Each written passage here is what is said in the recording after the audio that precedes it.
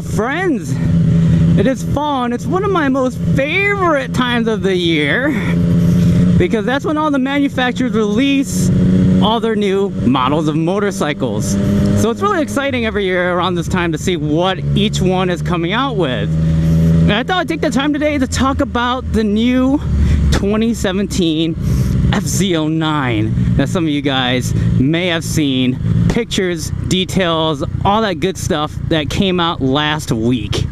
So a bunch of you guys have been asking me what I think of it, and I really think that Yamaha did a really good job. Like, the bike for 2017 is significantly improved over the 2014 that I'm riding right now. Come on, buddy, you can go.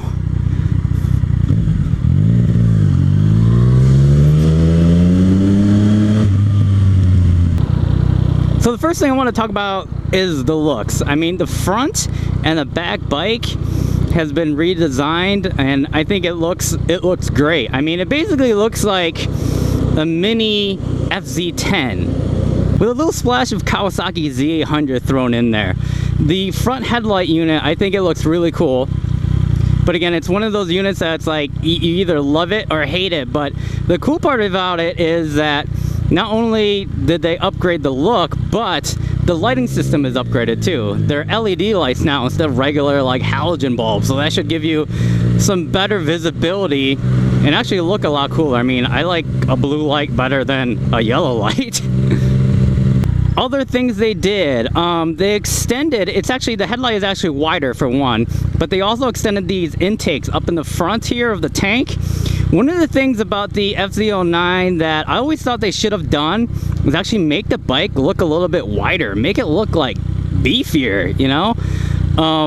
The current FZ-09 is really narrow looking. Like, if you come at it from the front, it's a skinny looking bike. And I think, you know, having that wider stance really helps on a naked bike, at least to me. It's more attractive. On the back of the bike, they improved the taillight. It's now kind of molded in there. Whereas this taillight, it kind of just sticks like straight out, kind of. It just looks really bolted on. So they kind of like finished it out a little bit more. And supposedly the seat is actually a little bit wider as well, because the seat for this bike is really narrow, kind of like where you're sitting, and then it kind of gets big, you know, like fat in the back. It's got like junk in the trunk in the back. That is one of the things that I think some of the people were complaining about it being uncomfortable. I'm actually fine, I'm used to it now, but I can see feedback on how it can be uncomfortable, because at first it was for me. I mean, having a narrow seat, it's like a dirt bike seat up front here, and you're constantly smashing your balls into the tank, and it's kind of like leaned up at an angle. But where they effed up on the looks though is the freaking license plate holder. I mean, they mounted it on the actual like rear wheel axle, which is fine, that's cool, but it's just like the ugliest damn thing I've ever seen. I don't know, I've never seen an uglier rear tail like fucking tag bracket ever. It is just freaking hideous, but I'm sure the aftermarket options will be a lot better to clean up the rear since it's hanging down there versus underneath the seats. So let's talk about the mechanical improvements that they did. I think this is where they got a lot of it right too. They've kind of migrated a bunch of the stuff over that I guess the Europeans have been enjoying all this time with the MT-09, and then some of the FZ-09's other models like the FJ and the XSR or whatever, that cafe whatever looking bike. They've added ABS brakes, so that's awesome. This bike, I mean, ABS brakes are great to have on a motorcycle. They've added traction control as well. Both those options can be turned off. But a bike like this, especially like with all this power, you kind of really, it's nice to have those safety net features. I'm not saying that it's going to make you a better or worse rider. It's just that mistakes happen. I mean, on motorcycles, it's a little bit different than cars when they put those safety features in, because it's easier to make a mistake on a car. Cars are forgiving, at least most of them are. Motorcycles are not forgiving. Even the most experienced rider is gonna go down. As simple as that. So having ABS, having traction control on can really save you from freaking wrecking your bike. Another option that they added is a slipper clutch. I think that's pretty cool.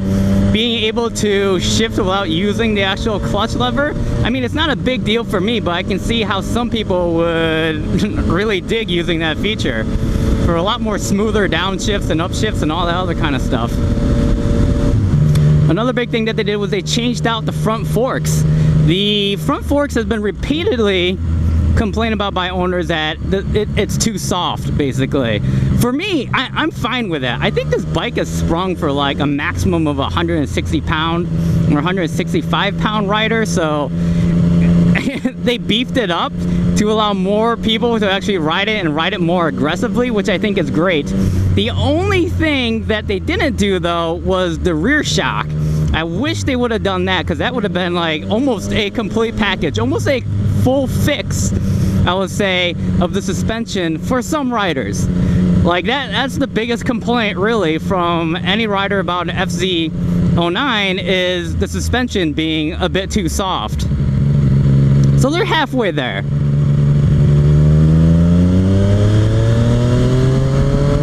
One other option that I wish they put on the bike that they skipped out on is a steering dampener.